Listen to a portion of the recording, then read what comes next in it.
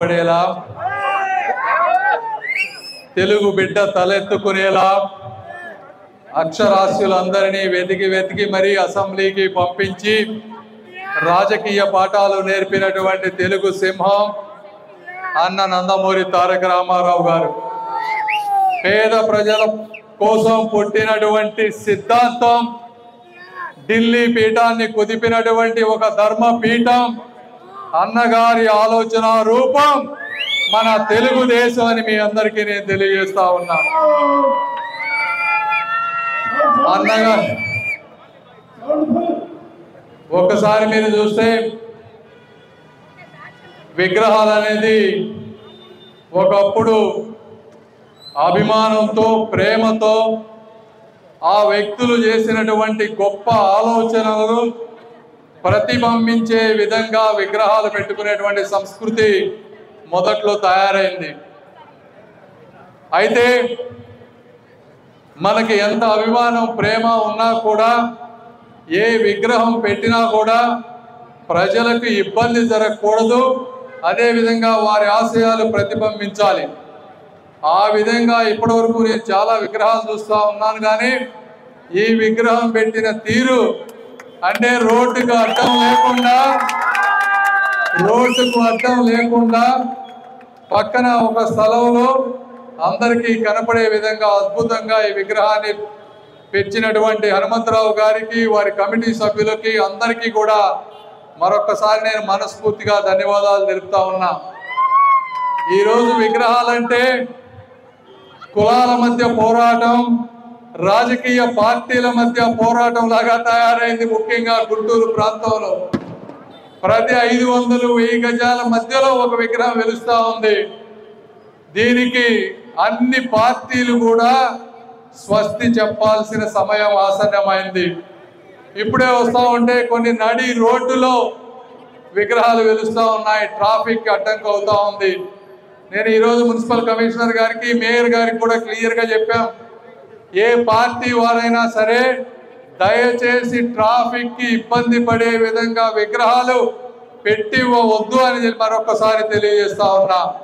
వ్యక్తిగత ప్రాపర్టీస్ మీ స్థలంలో కానీ మీ వాటిలో మీరు విగ్రహం పెట్టుకోండి, లేదంటే పార్కులు లోపల పెట్టుకోండి, కానీ ప్రజలకు ఇబ్బంది పడే విధంగా విగ్రహాలు పెట్టి వద్దని మరొకసారి తెలియజేస్తా ఉన్నాం. గుంటూరు ప్రజలందరూ కూడా ఈరోజు అభివృద్ధి కాంక్షిస్తూ ఉన్నారు. ఇంతకుముందు కూడా చెప్పాను నేను, దేవుడు 40 సంవత్సరాల తర్వాత, కొత్త రఘురామయ్య గారి తర్వాత మళ్ళీ ఈ రోజున ఈ ప్రాంతానికి ఒక మంత్రిత్వ శాఖ వచ్చింది. ఎవరి గ్రహాలన్నా కానీ వచ్చింది మొట్టమొదటిసారి. వచ్చినప్పుడు ప్రతి నిమిషం కూడా మనం ఎక్కడెక్కడ నిధులు అవసరం అవుతున్నాయో, ఎక్కడెక్కడ ఆగిపోయి 20-30 సంవత్సరాల నుంచి ఆగిపోయిన ప్రాజెక్టులు మీరు చూస్తే అన్ని బ్రిడ్జ్లు, నంది వెలుగు 10 సంవత్సరాలు ఆగిపోయింది, శంకర్ విలాస్ 30 ఏళ్ళ నుంచి దానికి కనీసం అడుగు కూడా ముందుకు పడలేదు.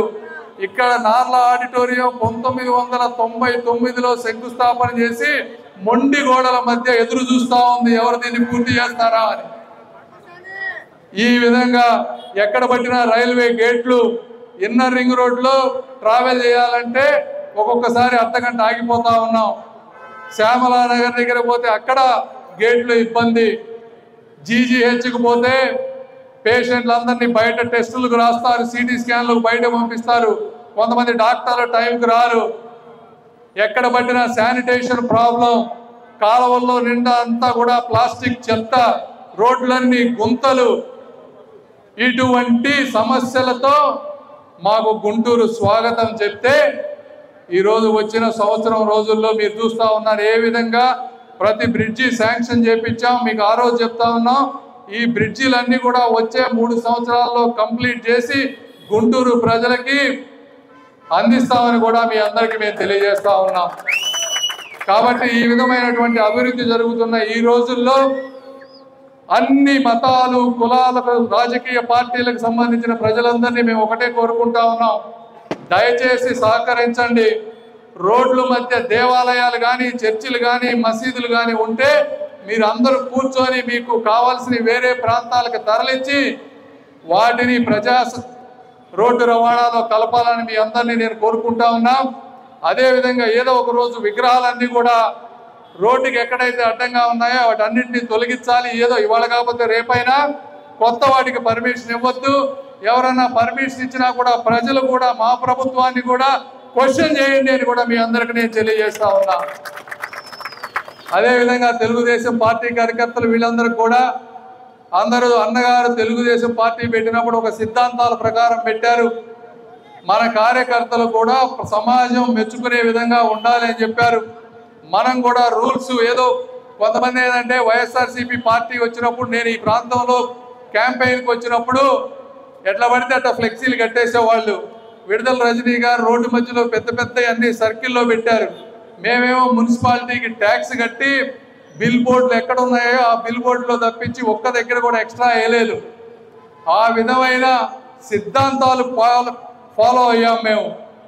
నేను మీ అందరినీ కోరుకునేదంటే మీరు కూడా ఎక్కడ పడితే అక్కడ ఫ్లెక్సీలు చెట్లకు కానీ ఇంకో దానికి కట్టొద్దు. దయచేసి వీళ్ళు ఫ్లెక్సీలు కోరుకునే నాయకులు ఎవరు ఇక్కడ లేరు అని మీ అందరికీ నేను తెలియజేస్తా ఉన్నా. మీ అభిమానం మాకు అర్థమవుతుంది, మేము చేసేది కూడా మీకు తెలుస్తుంది. కాబట్టి ప్రత్యేక అభిమానం మాకేమీ అక్కర్లేదు. దయచేసి ఈ ప్రాంతాన్ని అత్యంత సుందరమైన ప్రాంతంగా దేశంలో నంబర్ 1 పార్లమెంటుగా చేయాలనే లక్ష్యంతో మేము వర్క్ చేస్తూ ఉన్నాం. దానికి మీ అందరి సహకారం అందిస్తే అదే మాకు మీరు ఇచ్చే అభిమానాన్ని మీ అందరికీ తెలియజేసుకుంటూ మరొకసారి మీ ఆదర అభిమానాలకి మనస్ఫూర్తిగా కృతజ్ఞతలు తెలుపుకుంటూ ఈ అవకాశాన్ని ఇచ్చిన మీ అందరికీ కూడా ధన్యవాదాలు. జై హింద్, జై తెలుగుదేశం. Thank you. ఇప్పుడు మన ఎమ్మెల్యే గారు